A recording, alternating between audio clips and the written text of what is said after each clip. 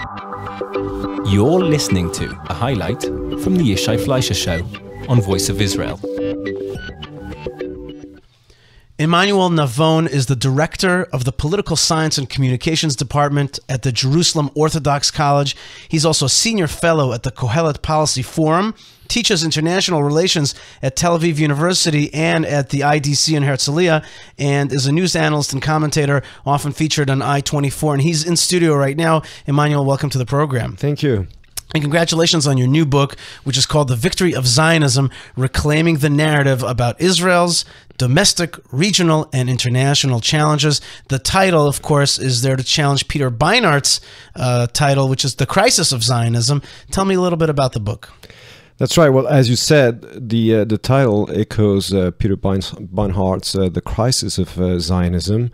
And what I'm trying to do is really to challenge what has become the accepted narrative about Israel, I mean, accepted by many Jews, liberal Jews in America, and expressed by Peter Beinart, which is that if we do not establish a so-called Palestinian state immediately, then Israel has no future.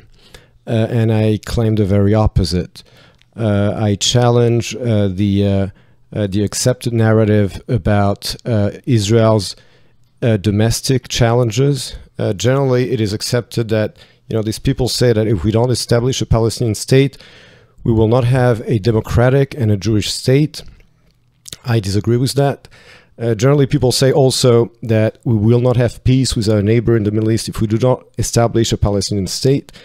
And finally, internationally, if we do not establish a Palestinian state, we'll be in trouble with the United States, with the international community. Basically, as you see it, the source of all our troubles, domestically, regionally, and internationally, is the lack of a Palestinian state, and I challenge this theory. Okay, so let's get to it. These theories all have one thing in common, which is fear, right? You will suffer either physical pain, the physical pain of terrorism, of endless cycle of violence, or you will suffer international condemnation and be basically ostracized from the international community, or thirdly, you will become an apartheid state. These are, I call them the tripartite apartheid fears. This is the three kind of scare tactics that are out there. Well, how do you answer those scare tactics? Some people, I don't agree with the folks that say this is what the world believes. I think that there's a lot more people in the world than who the world is purported to be. But this is a fear that you hear even amongst Jews, all three. Yeah, well, I think the best way to answer it is just by looking at facts. And facts say the very opposite. First of all, when it comes, of course, to the future of Israeli democracy and to the whole issue of demographics, as we know, the whole narrative about demographics and about the danger of Israel becoming a binational and apartheid state is based on the false data published by the Palestinian Authority in 1997. Now, these data have been audited and have been proven to be wrong. So first of all, as you know, Israel pulled out from the Gaza Strip in 2005, and now, today, in between the Jordan River and the Mediterranean Sea, there is a two-thirds Jewish majority, and this majority is not only stable but also growing, because there has been a decline in Arab birth rates in the past 20 years and an increase in Jewish birth rates in the past 2 decades. I'm not saying that we should annex Judea and Samaria tomorrow morning, but it is a feasible option in the long run, definitely. And therefore, the whole idea that, if we don't establish a Palestinian state, there's going to be an Arab majority is simply wrong. Okay, so let's say, I want to get into these issues without kind of mincing words. Everybody would say, okay, you want to annex or assert Israeli sovereignty over Judea and Samaria. Does that mean that you give full democratic rights to Arabs there, in your opinion? Yes, eventually. We don't have to do it tomorrow morning. What I'm saying is that for the past 20 years, demographic trends have been in Israel's favor.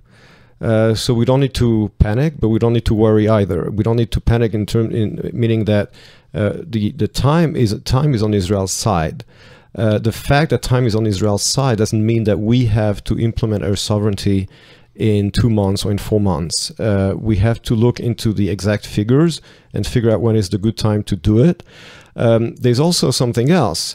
You know, many times, many people in Israel, on the left at least, always talk about providing financial incentives for Jews to leave Judea and Samaria. Now, this is considered completely acceptable, politically correct, but when you suggest the very same idea for the Arab residents of Judea and Samaria, you're considered insane and racist. In other words, Israel can also have an impact and an influence on those demographic trends. And this is what I say when I'm saying we do not need to annex tomorrow morning. I think that we need to maintain a strong Jewish majority. 2/3 might not be enough, but eventually it might turn into 80%, as we have today within pre-67 Israel. There's a wave of new laws, ones that want to not allow the government to be able to give away terrorists, to trade terrorists.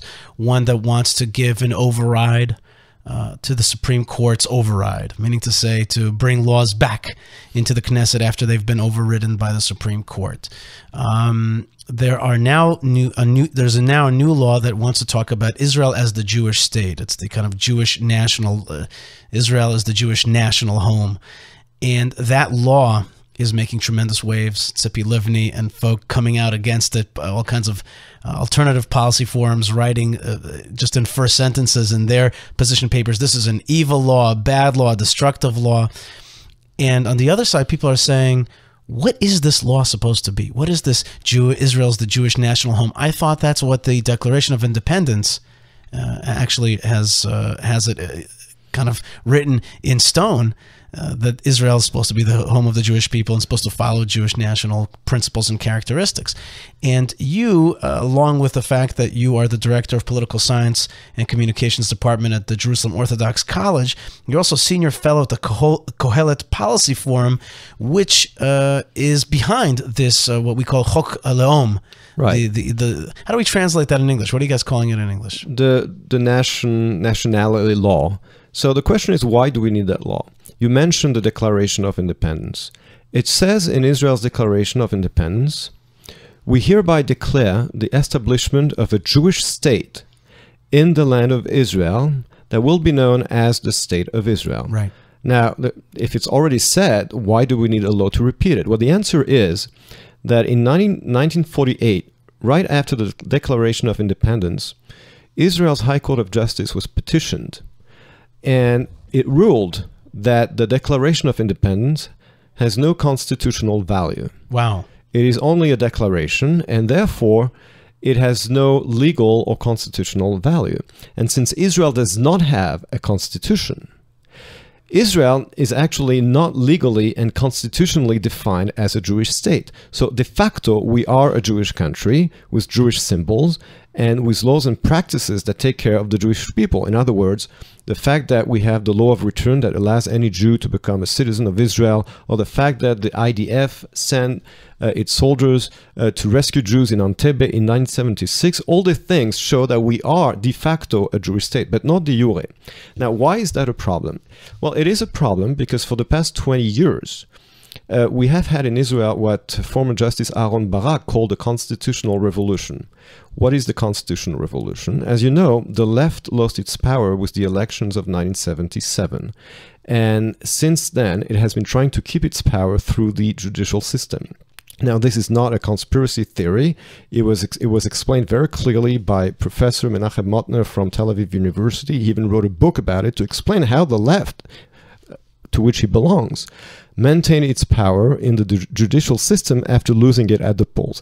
How did Barak do that? Well, first of all, he cancelled the principle of standing. Today, to petition the High Court of Justice, you do not have to prove that you would be affected by a government decision or by a law against which you're appealing. So anybody now can go to the High Court of Justice. Let me just explain that very quickly. That means that basically the High Court, not only can anybody go to the High Court could basically take any case. The United States, you have a law of standing where basically you have to have a case or controversy. You have to be personally affected by a problem, and then you could get redress from the courts. Not only that, the Supreme Court in the United States cannot hear cases but dealing with constitutional issues. Here in Israel, oftentimes the court will say, let me deal with this issue now. Nobody's been hurt, and I feel like talking and thinking about this, and I feel like passing super legislation on it. But basically, they have no limitations, our Supreme Court. Right. So, and this was established by Barak. Basically, Barak canceled the principle of standing. You do not have to prove that you would be affected, that it concerns you directly in order to go to court. Then he also decided that anything is it can be ruled by the court. Any government justiciable. Justiciable, exactly. For example, as opposed to what was in the past. In the past, for example, in 1969, there was a petition to the High Court of Justice of somebody who said, I don't agree with the fact that the German government is sending a new ambassador to Israel who was an officer in the Wehrmacht. And the High Court said, well, that's very nice, but it has nothing to do with me. It's a government decision. It was approved by the Knesset. I have no authority to rule about it. Barak said, no, now we can rule about anything. Anything can be cancelled by the court. Any government decision, even Knesset law. That's also new. Barak decided that a law can be also repealed, cancelled by the court. It was not the case in the past. Wow. Now, what do you do if, in order to cancel a government decision or a law, it has to be proved illegal? But Barak said, oh, no, not only illegal, also if it's unreasonable. What's unreasonable? Well, let the court decide. Anything that you think is unreasonable, wow, the court can cancel a government decision. Tremendous power. Tremendous power. So now anybody can go to the court and say, Your Honor, I think this government decision is unreasonable, right? And the judge says, yes, absolutely. So instead of a separation of power in Israel, we have a hierarchy of power where the court has the end word on anything. And this new structure has been used and exploited for the past 20 years by radical left-wing anti-Israel, anti-Zionistic organization paid by the European Union to cancel government decisions and laws that protect the Jewish identity of the state. I'll give you two examples. In 2000, the Kadan case, the court said that the Jewish agency cannot invest and buy lands only for Jews, even though that is what this the very mandate of it was. Right, exactly. So now, even though in 1989 the court ruled that in Bedouin towns, only Bedouins are allowed to buy and not Jews. Jews are not allowed in Israel, according to the court, to buy land in a Bedouin town. But an Arab is allowed to buy land in a Jewish town. So this is actually, there's anti-Jewish discrimination that was decided by the court in those two decisions.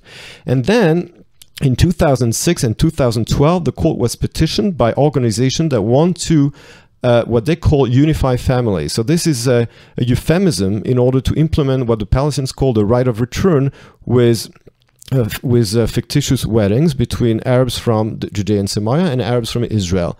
And what they're trying to do is to impose on Israel via the back door the so-called right of return, to turn Israel into an Arab country. Now, this is what the Barak Revolution, constitutional revolution, has enabled those people to do, and we have to stop that, because today the court does not have any law that enables it to reject those petitions, and therefore Israel, as I said, is not a Jewish country de jure, and this is being used by those radical organizations that are financed by the European Union and European governments in order to challenge Israel's Jewish identity, and that is why we need that law to What protect does the law ourselves. say? The law is saying that, yes, Israel is the nation state of the Jewish people. So, for example, today, the fact that today, do you know that the Israeli government gives money for Jewish education in America, for example? Sure. Now, today, according to the principle of the Barak Revolution, you can go to court and say, excuse me, but why is my tax money going, I'm an Arab, or I'm an anti-Zionist Haredi, ultra-Orthodox, and why should my tax money go to finance Jewish education in North America? And today the judge can say, you're right, this is anti-constitutional, or it's, even though we don't have a constitution, or it's illegal, or it's unreasonable. And so the law says, yes, the state of Israel is financing Jewish education overseas, for example, or has to give automatic citizenship to Jews who want to become citizens. Because today you can go to the court and say, why does the state give automatic citizenship to Jews and not to Arabs? Dr. Emmanuel Navon, what are the chances of this law that will solidify Israel as the Jewish state passing? It does have the support so far of the Prime Minister of Israel, Benjamin Netanyahu, and it's a kind of strange and ironic revolution that it wants to bring about. Something that you thought and you understood was always kind of natural and obvious. It turns out, according to what you're analyzing, that it's not so obvious at all. What are the chances of the Jewish state actually being the state of the Jewish people? Well, we'll know on Sunday, but what is clear is that, you know, the Bible of the Israeli left, the Haaretz newspaper, is against that law for obvious reasons. And politicians like Tzipi Livni, who are so concerned about how Haaretz is going to rate their IQ, and since Haaretz is saying... Is going to what?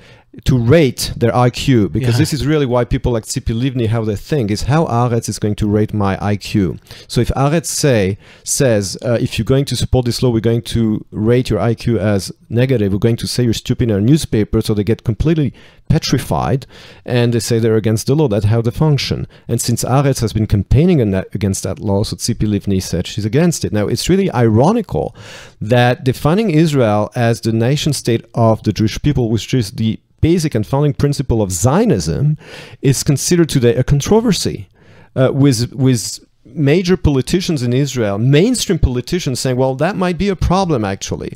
It just goes to show where we've got, you know, like where we've gotten today. I mean, 10 years ago, it was a non-issue. As a matter of fact, even 4 years ago, in the previous Knesset, this law was supported by MKs from Kadima, from the Labour Party. But today, they're all intimidated by Haaretz, who's decided to say, no, that law is not good, you can't vote for it, and therefore it's a radical right-wing law, and it's against democracy. And they all say, okay, well, if Haaretz said it, then we have to be against it. Dr. Emmanuel Navon is the Director of Political Science and Communications Department at the Jerusalem Orthodox College and also Senior Fellow at the Kohelet Policy Forum. He teaches international relations at Tel Aviv U and also at the IDC in Herzliya, and is a regular guest on I-24. And we thank you so much for joining us today. Thank you very much. All right, folks, stay with us. We'll be right back on the Yishai Fleischer Show. You are listening to Voice of Israel, premier news talk from the heart of Jerusalem. To listen to more great audio, register for our live streaming broadcasts at voiceofisrael.com. Voice of Israel, bringing Israel closer.